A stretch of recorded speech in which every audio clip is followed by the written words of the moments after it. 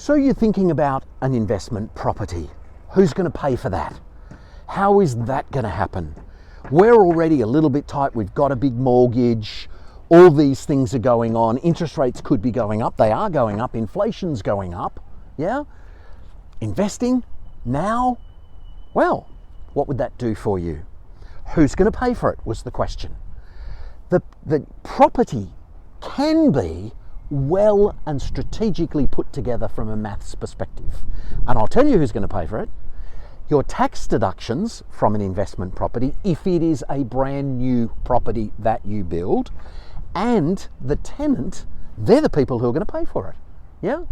It's even possible that you're going to get 50, 100, 150 or more dollars of positive cash flow per week that you can put against your residential mortgage. But rest assured that an investment property being built like this is going to be paid for by the taxman and the tenants. You own the asset, yes? And as it goes up in value, you are entitled to that increase in value. Yeah? So, you need to learn potentially how to structure this properly and put it together. And maybe sooner rather than later is the right time. Because if you had have been able to do an investment property, by using a time machine, we went backwards right now, how smart would that be? And people say, is it the right time to buy property? I remember big discussions at the beginning of COVID. All the newspapers said it's going to drop 20%. Yeah? And the property market's going to fall apart. Well, if you do proper research on the property market, you're going to find that typically the property market will move around a little bit.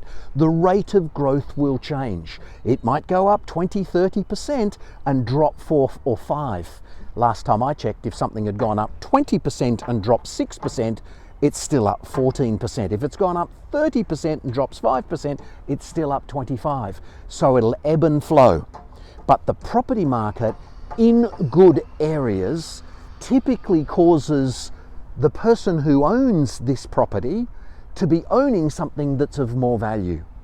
And if you needed to borrow, whatever the number was, $500,000 to do it, and if you hadn't paid the bank back the $500,000, but if this property rose in value by 100,000, 200,000, 300,000 or 400,000, at the time you sell that property, obviously we need to look at capital gains tax, but at the time you sold it, you own the equity.